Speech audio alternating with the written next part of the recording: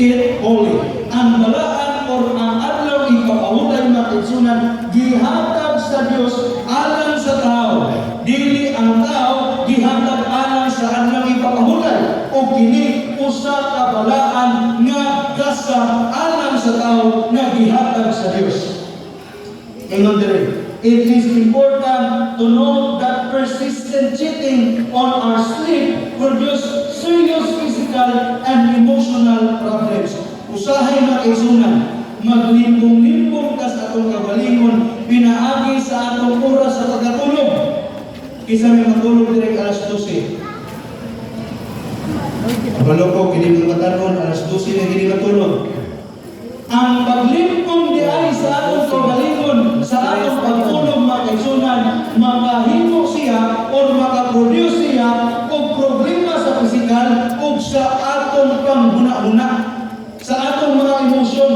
Muna, nausahay, ang atong ipagsulti, dili na ngayon, tungkol kay atong upo, nag-alburuto na, o may hinungdan ko, na imbes maminaw ka, ang atong mata, nagparog-parog na, o may hinungdan, nagalira ka, makirita. Why it is important to allow yourself to rest while you are sleeping. Your body gets revived, the tissues of your brain get restored, new information and memories are stored, and your new nerves get recharged.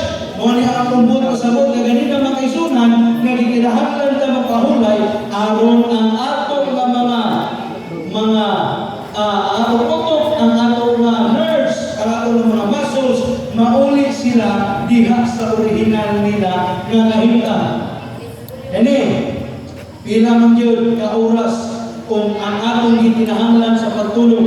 Doon na din makaisunan ang guidelines alang sa atong pagtulog.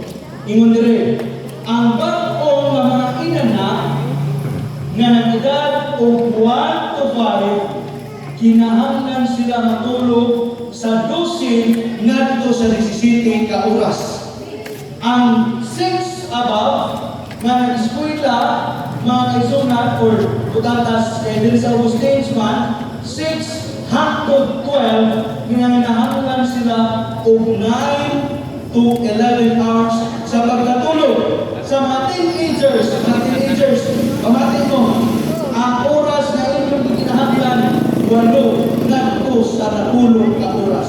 Dili pagpasabot na matulog mo alas 10 sa gabi. Dili pagpasabot na mamata mo alas 10 sa buntag. Kundi ang kinahanglan, 8 ngadto sa natulog.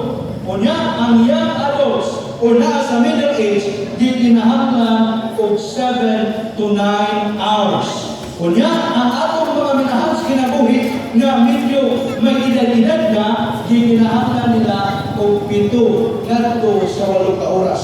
Sumuna ka dili na gyud kanang bag-o makisunan, tundunan tayo membros panibalay na medyo may edad na sayo sila matulog, sayo ra pud mata. Kaya kila pagtulog, kung matulog sila o alas 8, normal na sayo sila o mata, kaya gikinahanglan nila is 7 to 8 hours.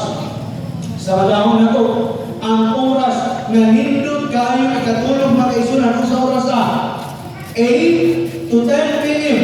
Kaya naman, doon na yung study makaisunan nga kung kita matulog lapas na sa alas 10, dili na mo restore ang ato ng mga muscles nga reverso.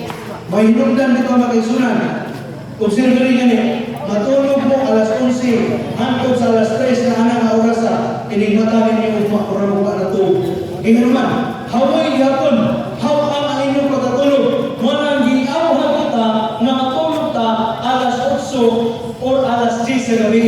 Kung saan mong oras ang maabot dito sa inyo ba, gikan rin. Alas 10, so pag-abot ninyo, matulog na yun dito. What happens when you don't get enough sleep? Kung sabi may tabo na ito, kung wak kayo tanong na ito, tanawa sa tam. Kung sila tabo, grabe ka pulang ang iyong pagka. Iyan ang gibutangan ng Scott State, kasi iyan ang gibutangan ng Scott State, mong balik ka ito ng piyong. May hinungdan dito ang kaisunan ng ang mga nakabantay mo. Ganang mga driver, di na sila pwede ka magpulaw. Kaya naman, kung magpulaw na sila driver,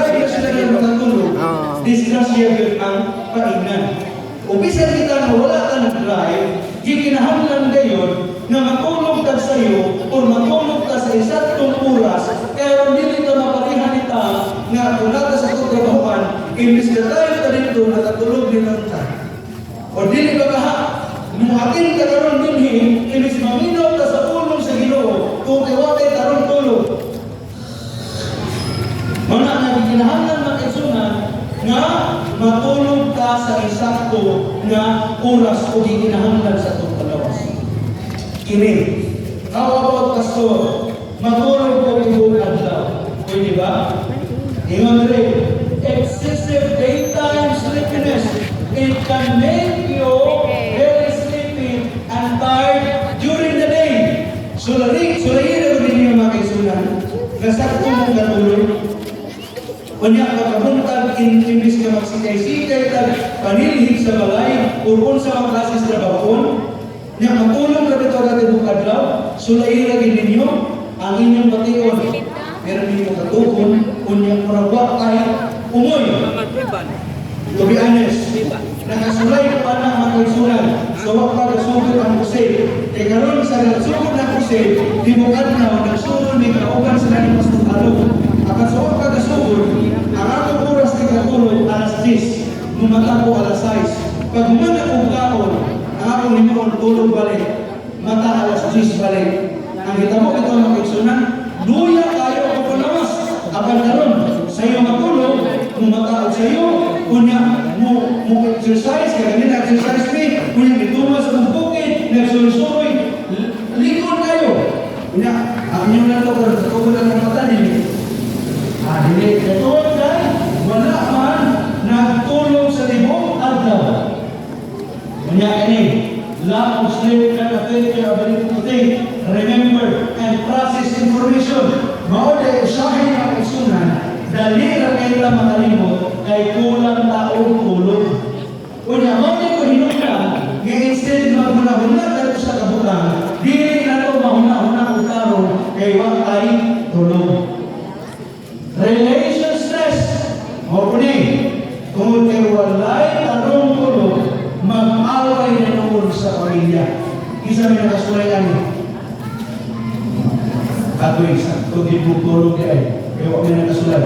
Usa ka rason ba kay sunan, nga diin ang bana o kasawa, pirmi na lang sa tuon, o sige na lang taway, usa ka sinyalis na siya na ang matang asawa, ang matang bana, walay karong o tulog.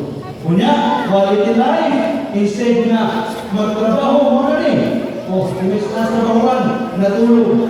Imbis na naglingkod, nakatulog. Imbis na nagsakay, ulit, pirting tulog ka. O, manay na kung ingon ka kanina, na kung ang mga drivers, o biyahe ka walay tulog, maunay, hinungdan, noon sa disgrasya. Galing ka kanina mga isunan, ang butlan mo, nakabalita mo, diya sa Facebook, na dunay series na disgrasya ni Bangla sa Kusip. Kung sa mula sa nigahe, kadlaw, posible na ang driver walay tulog. Kung nakatulog kita, kaya ron walay mapituhan, gawas mga pituhan na natulawas, dili utang mapito nando sa ubat na tao. Kung sa man ang makuha, sir, nakapagpapagura sila, sir? Okay, kung sa man makuha ka ito, kung magpahugay ka, una, maangkon na ito ang healthy na kasing-kasing. Ikaduma, natin maaliw ang mood. Kung saan ko katulog, smiling ka, diya ko lang tawag yung nag-break ko. Dunay uban ka sa tutulog, dunay uban ka nalili sa tutulog. Kunya, ang atong blood sugar, normal. Research na imong mga isunan, na kung makay sa tutulog, mahinungdan ko, nataas ang atong sugar. Kunya, ang atong immune system, lasin, bisagusa ng mga virus, ang atubang na ito, mapapayag ang atong immune system, kaysa ito ang atong tulog. Kunya, ang atong paggunahuna, hapsay kayo, hagtik kayo ang atong paggunahuna. Kung saman, ang mga sikreto, para kita magkatulog o maayang makatulog. Una, mamita ka o pusa dapat na diin sakto ang hangin mo hilom. Dili ka matulog ka ng doon sa disco. Hindi kita katulog. Dili ka matulog ka na walay hangin. Kaya wag yun, di ka katulog ka na sa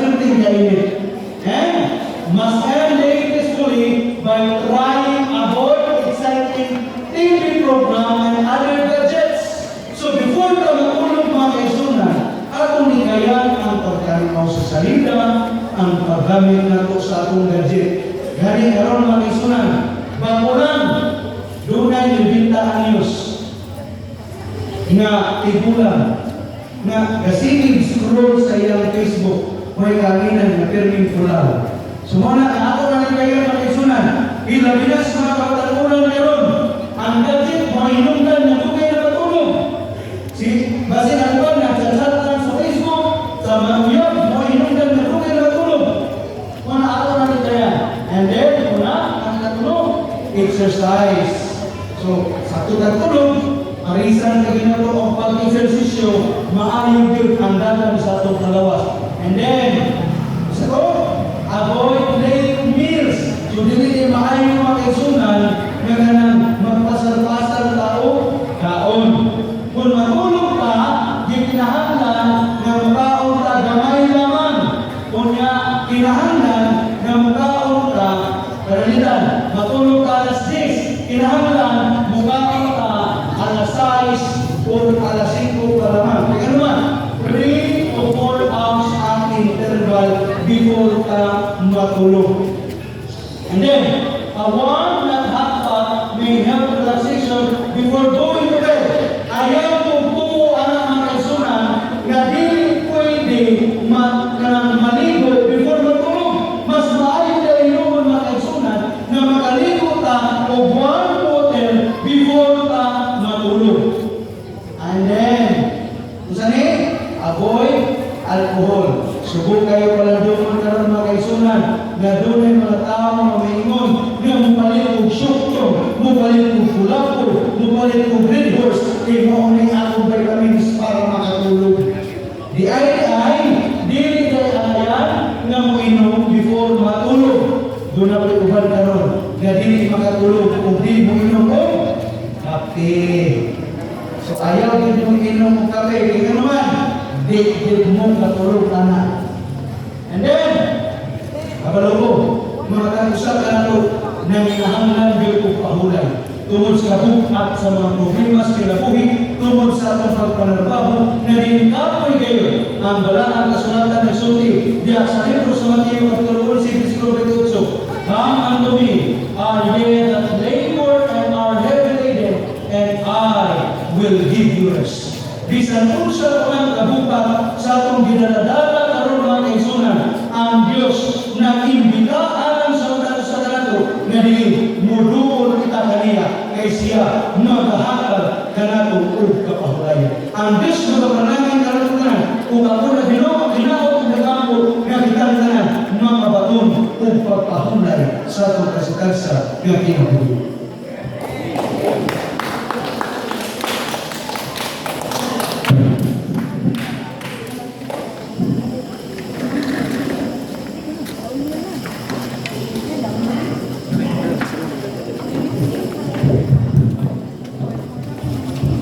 Thank you so much, Pastor Vince Limpana, sa matahong lingkura na itungod sa kayong paglawas, kabahin sa paghulay.